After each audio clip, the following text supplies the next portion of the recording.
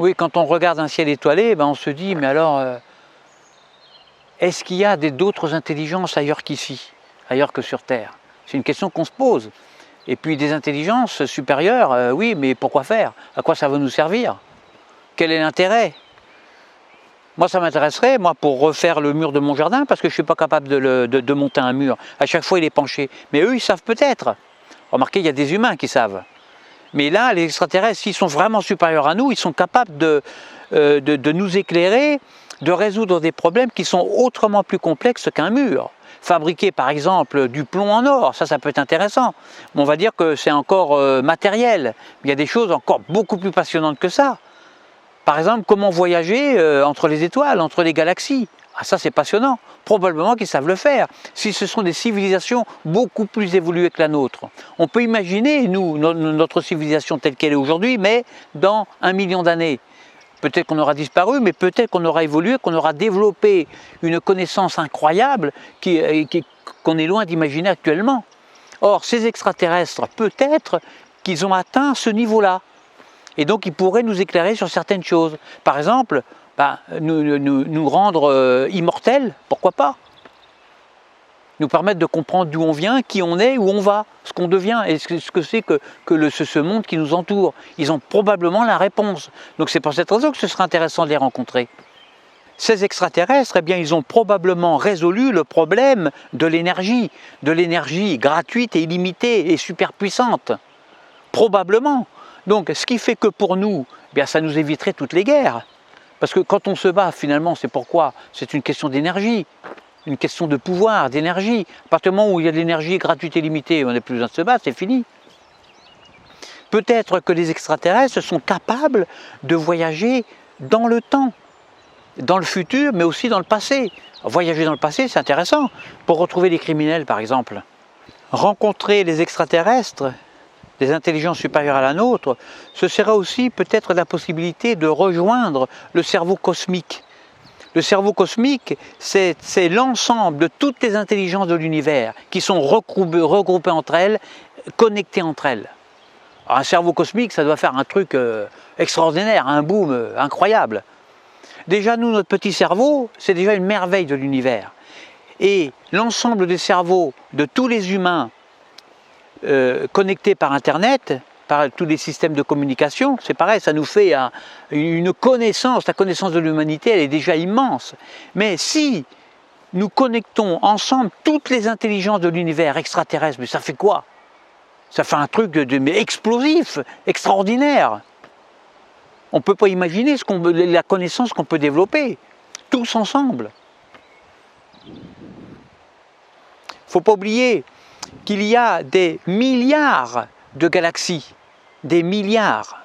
Et dans chaque galaxie, il y a entre 100 et 200 milliards d'étoiles, c'est-à-dire des milliards de possibilités que la vie se développe partout dans l'univers. C'est certain que l'univers grouille de vie, grouille d'extraterrestres. Ça fait peur, bien sûr. Mais le problème, est-ce que des extraterrestres existent? Est-ce que la vie existe ailleurs? Le problème est là, parce que pour le moment, personne n'en a vu. Ça, c'est le paradoxe de Fermi. On suppose que la vie peut naître partout dans l'univers, et donc qu'il y a probablement des civilisations qui se développent, qui se sont développées, qui sont supérieures à la nôtre, et pourtant on n'en a jamais vu. Donc pourquoi? C'est le paradoxe de Fermi. Peut-être qu'ils sont invisibles, peut-être qu'ils sont sous forme lumineuse, sous forme gazeuse. Alors un extraterrestre gazeux, un type gazeux qui pourrait être notre voisin. Moi j'aurais un voisin, j'ai déjà un geek, mais si là en plus j'ai un gazeux, alors là je pète un câble. Peut-être qu'ils nous observent, peut-être qu'ils regardent comme ça, ils disent tiens, qu'est-ce que c'est que ces petites bêtes, des insectes, ils nous analysent. Enfin nous analyser, je vois pas pourquoi, parce que s'ils sont très très intelligents, ils n'ont pas besoin de nous analyser, ils nous connaissent, on est tous faits pareil finalement dans le monde, puisque les lois physiques sont identiques partout dans le monde. Mais peut-être qu'ils sont faits de matière noire, de matière invisible, qui sont inaccessibles à nos sens, inaccessibles à nos appareils de mesure. Alors aussi un type, ça peut être un extraterrestre qui est, peut-être qu'ils sont parmi nous, mais invisibles, parce qu'on n'est pas capable de les voir avec nos yeux, avec nos sens, avec nos appareils de mesure. Donc ils sont autour de nous, on ne sait pas. Peut-être, on n'en sait rien. C'est intéressant quand même. Peut-être qu'ils nous observent. Ils nous observent de loin parce qu'ils se disent, bon, on a affaire quand même à des gens agressifs, on a affaire à de véritables abrutis qui s'entretuent tous les jours, tous les jours.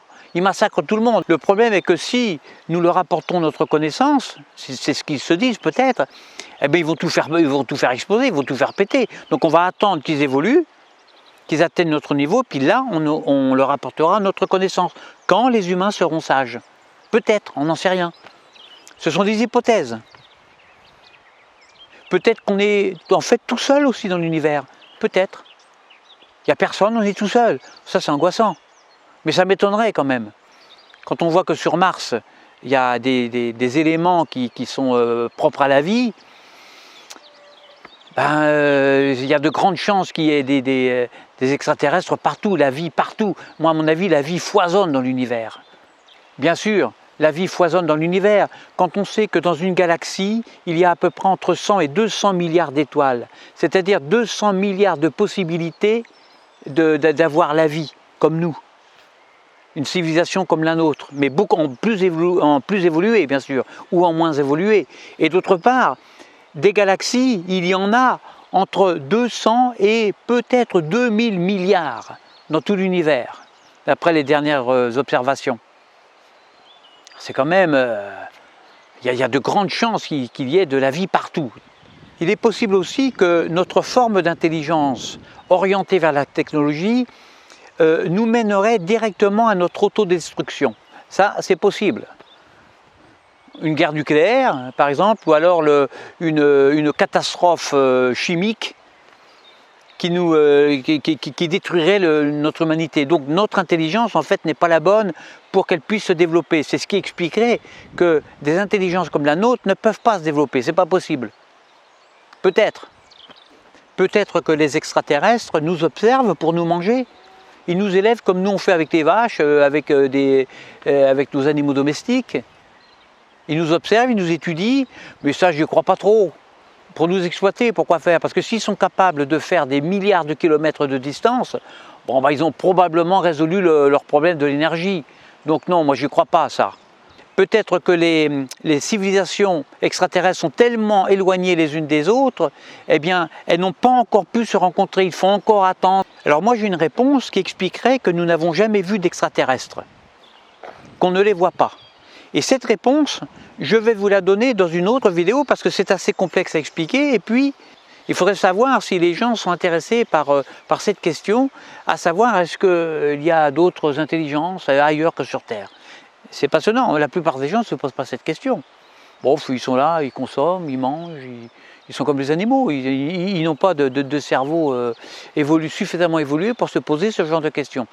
Moi j'ai une réponse. Je n'ose pas la développer encore tout de suite, je vais le faire dans une vidéo parce que ça risque de provoquer un cataclysme extraordinaire de nos mentalités. Et donc, je vais y aller mollo. Alors, pensez à vous abonner pour être prévenu de l'apparition de mes vidéos au fur et à mesure. À bientôt.